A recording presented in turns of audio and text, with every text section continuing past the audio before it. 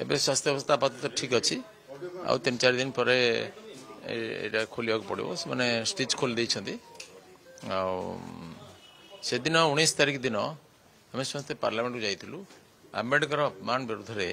Bharatiya Janata party तरफ गोटे प्रतिवाद प्रदर्शन होता शांतिपूर्ण भाव में प्लाकार्ड धरिकी छिड़ा होती मात्र किंतु से समय राहुल गांधी प्रवेश कले एवं से आसिक सामने आगे धक्कामुक्की कर ऊपर उठिक मुझे एकदम ऊपर आड़ को छिड़ा होती सामने तुम कहीं बीजेपी एमपी कहीं रेसिस्ट करना बाधा देना से दी साइड रास्ता थिला जाई पार थांते कि से जानी शुणी गले ना एवं ऊपर को उठिले से रास्तार मु नी मु कड़े छिड़ा होती से हठात रूट चेंज कले आम आड़ को माड़ी आसिले आसिक मो सामने छिड़ा होते मुकेश राजपूत आम मान्यवर सांसद गोटे प्रचंड धक्का देले जहाँफल से मोटा लोक मो सीधा पड़गले मुझे तले पड़गली मो मुंडटा आखिटा ये माड़ होगला बोधे गोटे पत्थर से जो गुजिया कणरटा गलीगला जहाँफल गोटे डीप कट है संगे संगे मत जड़े एमपी थे से डॉक्टर जड़े से साबरी बोली टीडीपी आंध्र जड़े महिला एमपी से मत नहीं एप्रन लगे फास्ट एड करने चेष्टा कले पुणी मत आम्बुलेंस पठागला आउ जड़े 2 जन एमपी भी गले राहुल गांधी एवं कांग्रेस दलर आउ अन्य दलर विभिन्न हृदयहीन लोक माने एमपी माने मत देले जेटा नौटंकी एटा नाटक एपरी हृदयहीनता एम कांग्रेस आ तार मित्र दल मान आशा करा जाए अमानवीय व्यवहार एमनकर पार्लियामेंट रे जो आसन रे केड़े बड़ बड़ रथी महारथी बसचंती अटल बिहारी वाजपेयी दिने बसते ये विधान पार्लियामेंट अपोजिशन पार्टी लीडर गारिमा पदरे एपर लोक बसचंती ये आम देशर दुर्भाग्य मु 10 दिन हॉस्पिटल रही 19 रही 28 रे विदा हेली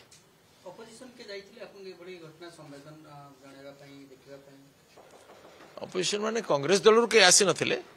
अन्य विभिन्न दल आसते सर से गोटे दृश्य देखा मिलला आज राहुल गांधी आपको पाखक गले किंतु किछि कले नहीं पळेले राहुल गांधी को बोधे जने 2 जन कहले मते सुबुतिला कोन करछ आसी देखि जाओ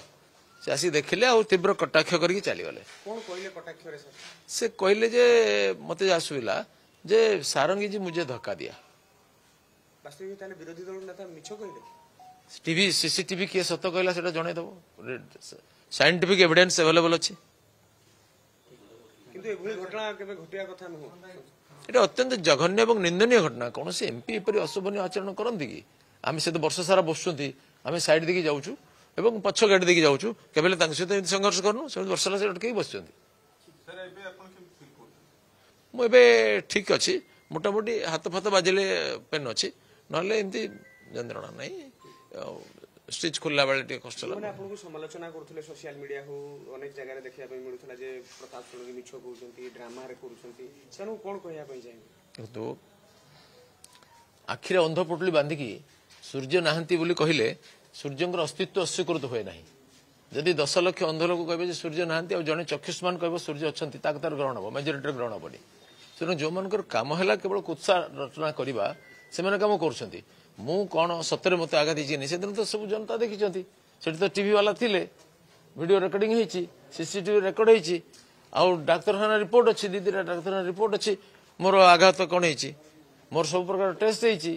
मोर सीटी स्कान होती दीदी तर एक्सरे होती एमआरआई होती अल्ट्रासाउंड होती सुतरां तापर जदि गोटा सब मिछ हो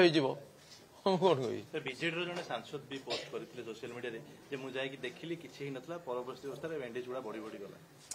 बेंडेज ये खसी गला बेंडेज से 4 पट गुड़ेले ये लगेला बार बार खसी जाऊँगी गले सी जो देखिले कहले बुझा पड़ो देखिले एत लोक देखिले डाक्तर देखिले सी कि देखिले एटा गोटे एनालिसिस करा जाऊ मेडिकल एनालिसिस करा जाऊ मु कहूँ जदि एटा मिछ होइतिबो मु राजनीति छाड़देवी आज सीधा दिल्ली फेरली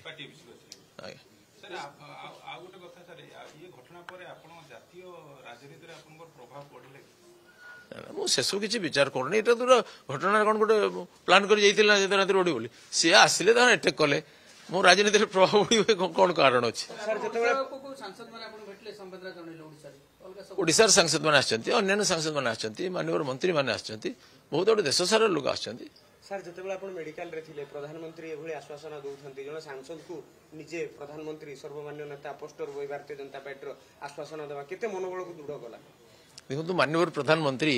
ଏକା ମୋତେ ନୁହେଁ ଏମିତି ସମସ୍ତଙ୍କୁ ବ୍ୟକ୍ତିଗତ ସମ୍ପର୍କ ରଖନ୍ତି ସୁବିଧା ଅସୁବିଧାରେ ସାହସ ଦିଅନ୍ତି ପ୍ରେରଣା ଦିଅନ୍ତି ଇଏ ଆମର ସୌଭାଗ୍ୟ ଯେ ଏହିପରି ଜଣେ ନେତା ଆମର ପ୍ରଧାନମନ୍ତ୍ରୀ ଆଉ ଆମ ଦଳର ସେ ମହାନାୟକ ସେଥିପାଇଁ ଆମେମାନେ ବହୁତ ଗର୍ବିତ ଏବଂ ମୁଁ ମଧ୍ୟ ବହୁତ ଆନନ୍ଦିତ ଅଛି ଏଥିରେ ଆମକୁ ବହୁତ ପ୍ରେରଣା ମିଳିଛି ସବୁ ରାଜ୍ୟବାସୀ ଅପେକ୍ଷା କରି ରହିଛନ୍ତି ପ୍ରତାପ ଷଡଙ୍ଗୀ ପ୍ରତାପ ନନା ଭଲ ଅଛନ୍ତି ନା ନାଇଁ କନଷ୍ଟିଚୁଏନ୍ସି ଲୋକ ସମସ୍ତେ ଚିନ୍ତାରେ ଥିଲେ ବର୍ତ୍ତମାନ କଣ ବାର୍ତ୍ତା ଦେବା ପାଇଁ ଚାହିଁବେ? ମୁଁ ବାର୍ତ୍ତା ଦେବି ଯେ ଗଣତନ୍ତ୍ରରେ ହିଂସାର ସ୍ଥାନ ନାହିଁ ଯେଉଁମାନେ ଏପରି କାମ କରୁଛନ୍ତି ସେମାନଙ୍କୁ ନିର୍ବାଚନୀ ରାଜନୀତିରେ ସଠିକ ଜବାବ ଦିଆଯାଉ ଏବଂ ଗଣତନ୍ତ୍ରର ଯେଉଁମାନେ ହତ୍ୟା କରିଥିଲେ ଇମର୍ଜେନ୍ସି ସମୟରେ ଯେଉଁମାନେ ବାରମ୍ବାର ହତ୍ୟା କରିଥିଲେ ବିଭିନ୍ନ ସମୟରେ ଗଣତନ୍ତ୍ର ତଣ୍ଟି ମୋଡ଼ିକି ସମ୍ବିଧାନ ସଂଶୋଧନ କରିକି ମାନବୀୟ ଅଧିକାରକୁ ହନନ କରିଥିଲେ ସେମାନଙ୍କୁ ଗଣତାନ୍ତ୍ରିକ ପଦ୍ଧତିରେ ଉଚିତ ଜବାବ ଦେବା ପାଇଁ ପ୍ରସ୍ତୁତ ଆମେ ଏବେ କହିପାରିବା କି ନନା ପୁରା ଫିଟ୍? ହଁ ମୁଁ ଫିଟ୍।